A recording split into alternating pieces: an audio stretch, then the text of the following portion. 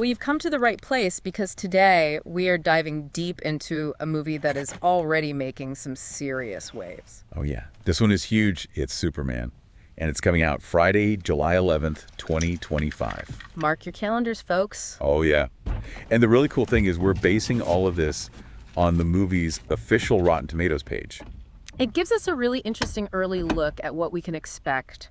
Kind of like a sneak peek behind the curtain, if you will. Yeah, exactly. It's like what the studio wants us to know right now.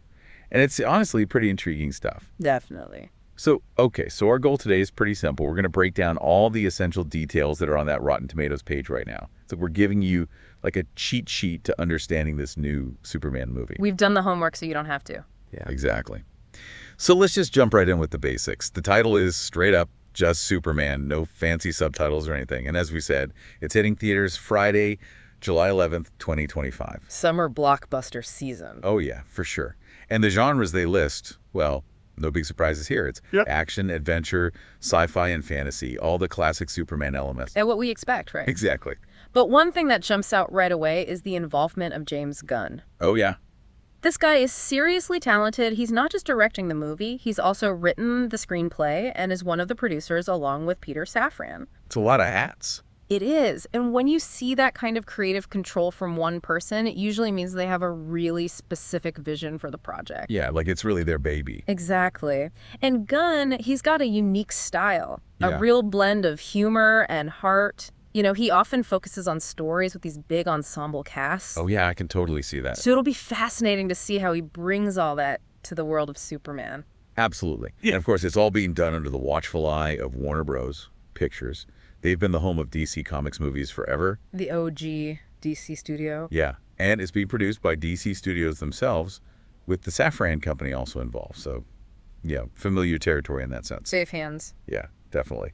We also know it's going to be in English, no surprise there, and that it'll be presented in a flat aspect ratio of 1.85.1. For the film buffs out there, that means the image is a little wider than it is tall. Right. A pretty common ratio for movies, and it works well for both dialogue scenes and action sequences. So it's suggesting a kind of classic widescreen feel for this Superman movie. Gotcha. Okay, so let's move on to the synopsis. Okay. Now, this is where it gets good. It's short and sweet, but man, it packs a punch. Yeah.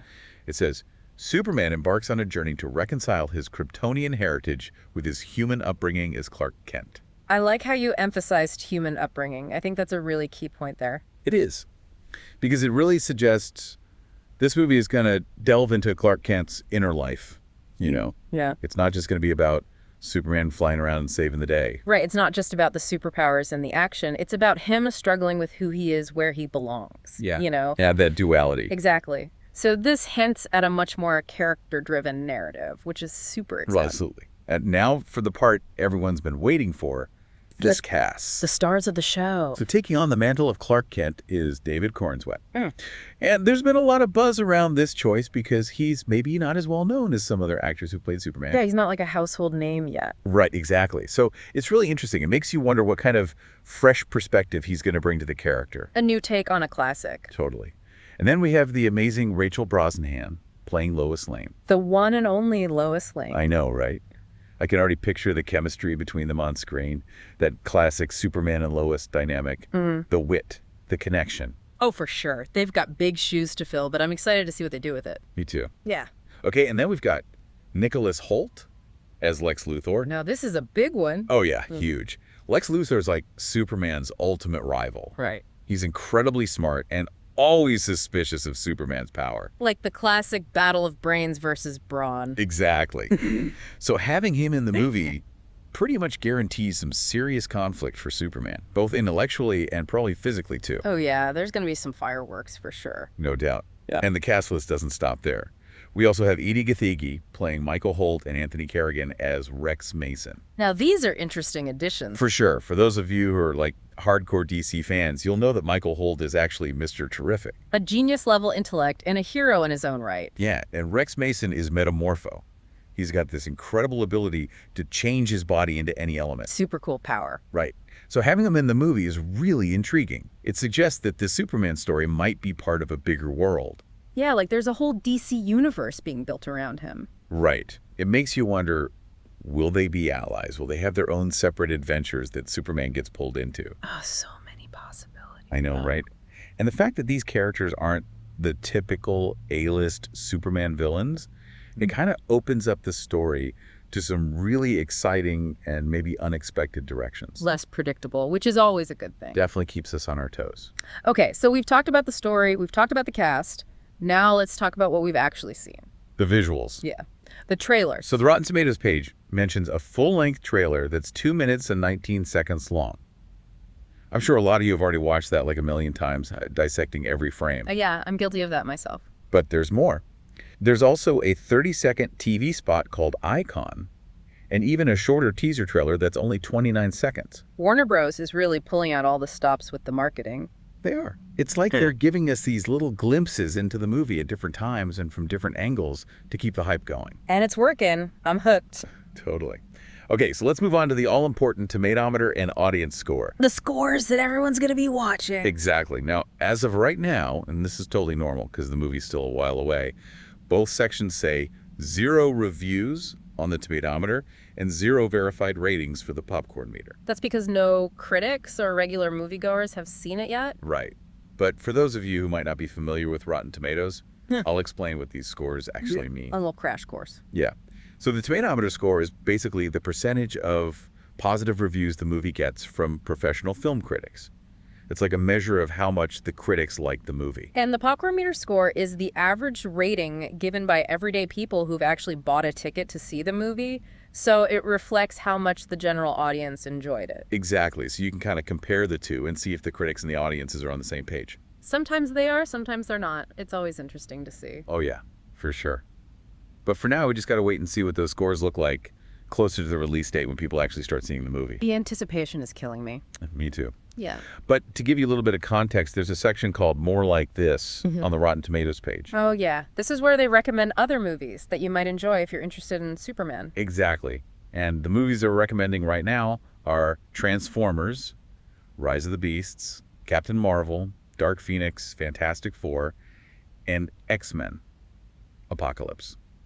So we've got a real mix of big action movies, superhero stories, and films that explore characters with, extraordinary abilities. Right. It suggests that Superman is probably aiming to be a big blockbuster hit, something for everyone. That's the goal. Right. Totally. Yeah. But it's important to note that the critical and audience reception to those other movies, those recommended movies, has been pretty mixed. Yeah, some of them were hits, some of them were misses. Exactly. So it's definitely worth taking a look at the tomato and popcorn meter scores for those movies just to get a sense of the range of reactions they got. Just to get a feel for things. Yeah.